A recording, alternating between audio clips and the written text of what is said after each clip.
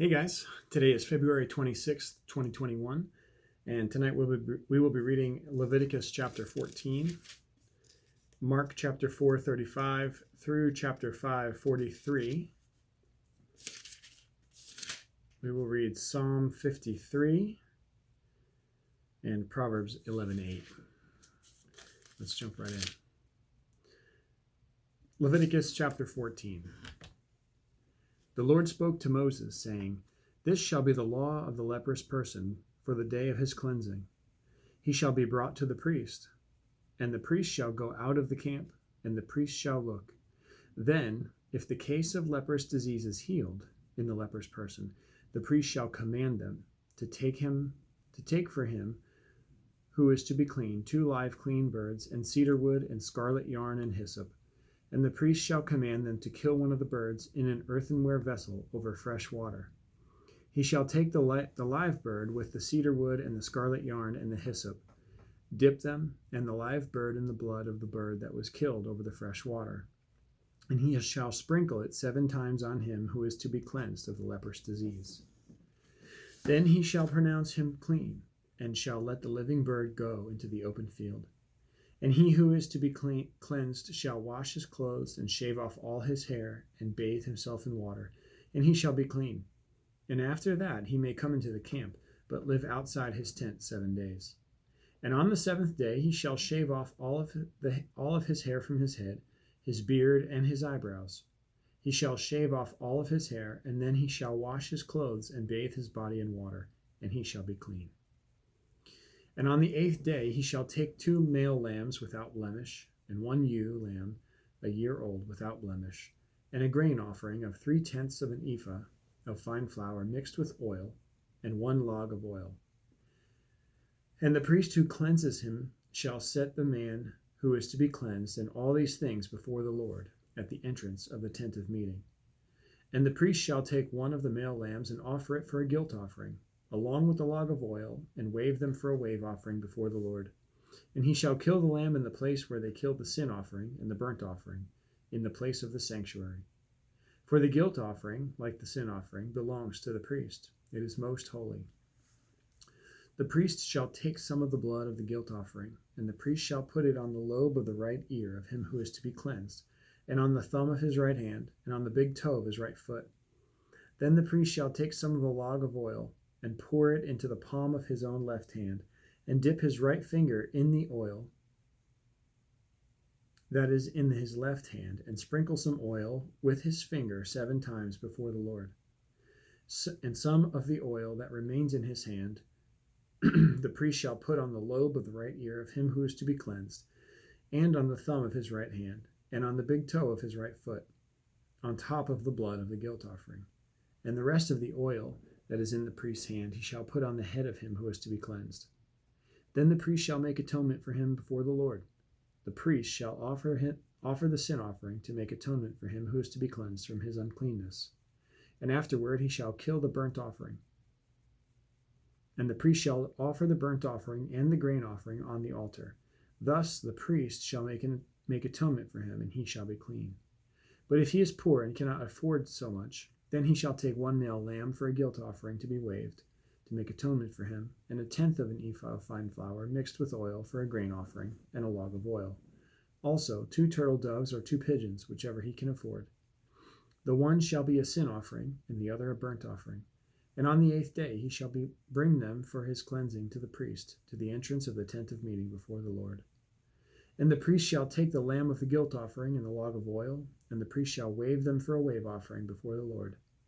And he shall kill the lamb of the guilt offering, and the priest shall take some of the blood of the guilt offering and put it on the lobe of the right ear who is to be cleansed, and on the right thumb of his right hand, and on the big toe of his right foot. And the priest shall pour some of the oil into the palm of his own left hand, and shall sprinkle with his right finger some of the oil that is in his left hand 7 times before the Lord. And the priest shall put some of the oil that is in his hand on the lobe of the right ear of him who is to be cleansed, and on the thumb of his right hand, and on the big toe of his right foot, in the place where the blood of the guilt offering was put. And the rest of the oil that is in the priest's hand he shall put on the head of him who is to be cleansed, to make atonement for him before the Lord. And he shall offer of the turtle doves or pigeons, whichever he can afford, one for a sin offering, and the other for a burnt offering, along with a grain offering. And the priest shall make atonement for the Lord, before the Lord, for him who is being cleansed. This is the law for him in whom a case of leprous disease, who cannot afford the offerings for his cleansing.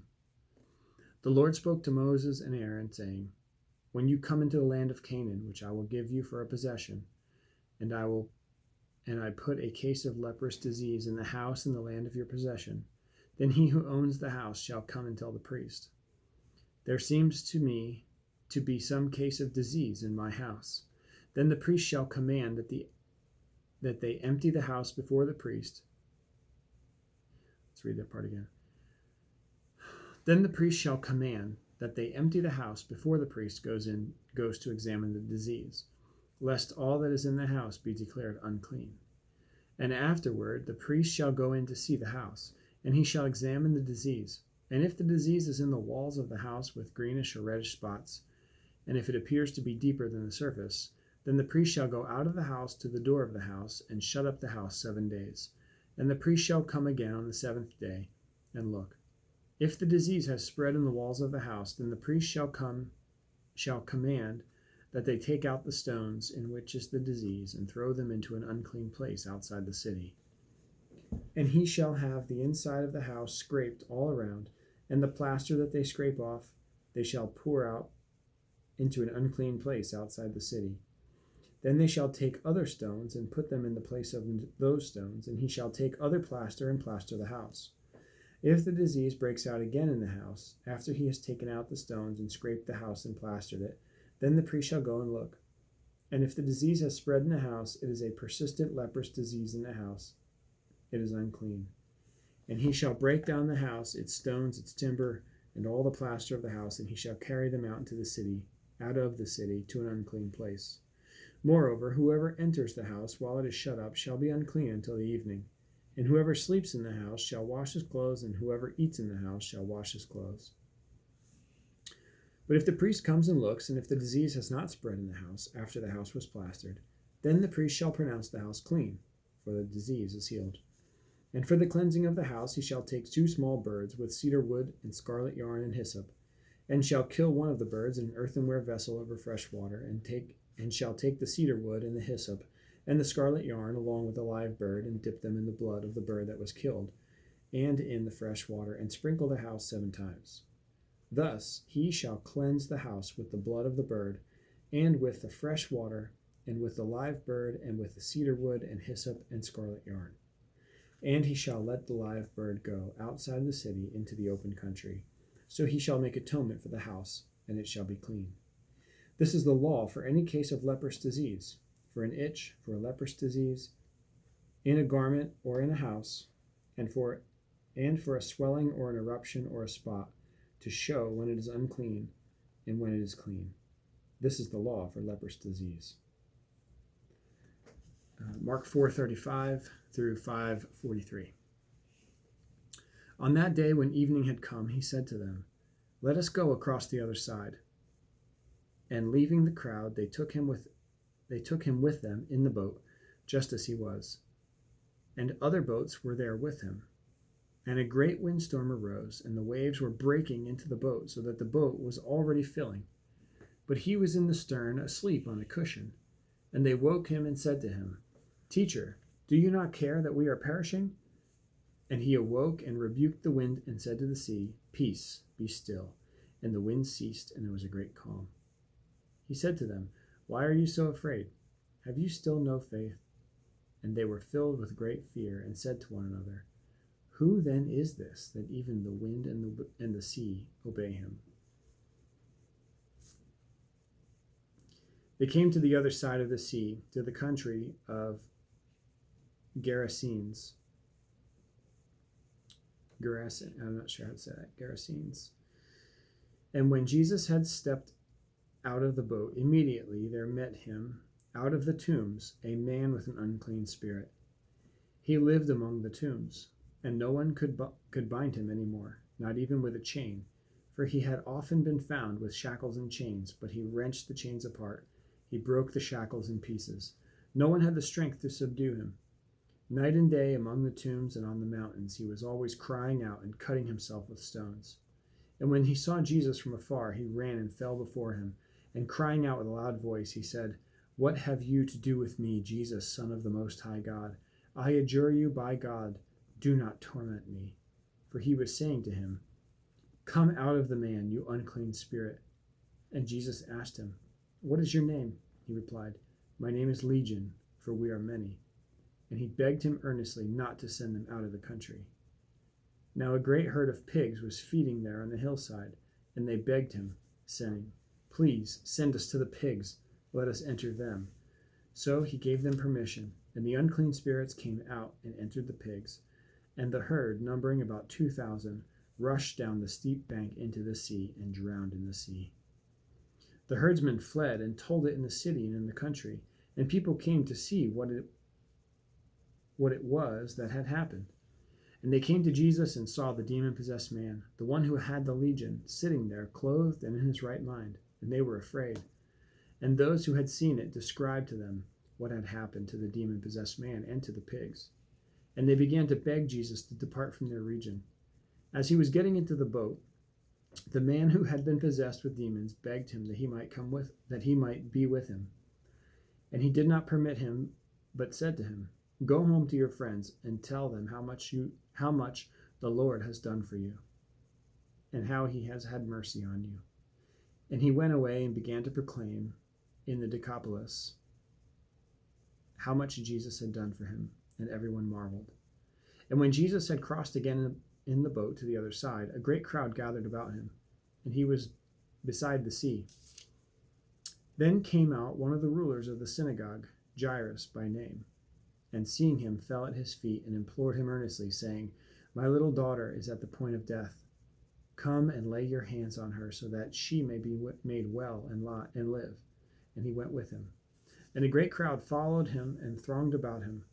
And there was a woman who had a discharge of blood for 12 years, and who had suffered much under many physicians, and had spent all that she had, and was no better, but rather grew worse. She heard the reports about Jesus, and came up behind him in the crowd, and touched his garment. For she said, "If I touch even his garment, I will be made well." And immediately the flow of blood dried up, and she felt in her body that she was healed of her disease. And Jesus, perceiving in himself that power had gone out from him, immediately turned around to the crowd and said, "Who touched my garments?" And his disciples said to him, You see the crowd pressing around you, and yet you say, 'Who touched me?'" And he looked around to see who had done it.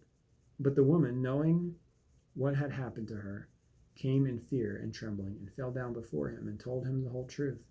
And he said, "Daughter, your faith has made you well. Go in peace and be healed of your disease."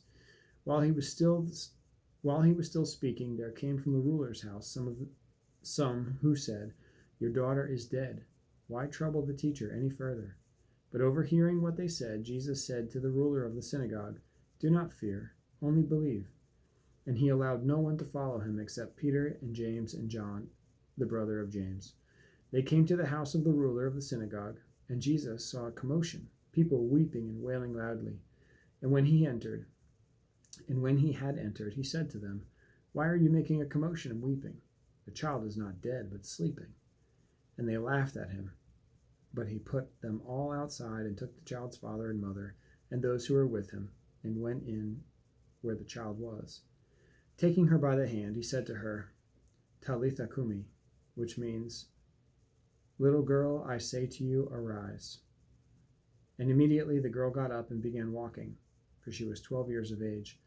And they were immediately overcome with amazement. And he strictly charged them that no one should know this, and told them to give her something to eat. Psalm 53. To the choir master, according to Mahalath, a maskil of David. The fool says in his heart, "There is no God." They are corrupt, doing abominable iniquity. There is none who does good. God looks down from heaven on the children of man to see if there are any who understand, who seek after God. They have all fallen away. Together they have become corrupt. There is none who does good, not even one. Have those who work evil no knowledge, who eat up my people as they eat bread, and do not call upon God? There they are in great terror, where there is no terror. For God scatters the bones of him who encamps against you. You put them to shame, for God has rejected them. Oh, that salvation for Israel would come out of Zion. When God restores the fortunes of his people, let Jacob rejoice, let Israel be glad. Proverbs 11:8. The righteous is delivered from trouble, and the wicked walks into it instead. All right. Thank you for listening here on February 26th, 2021. Tomorrow is February 27th, and we will read Leviticus 15 and 16, Mark 6, 1 through 29, Psalm 54, and Proverbs 11, 9 and 10. So, thank you for listening tonight. I hope you all have a great night. Keep reading your Bible.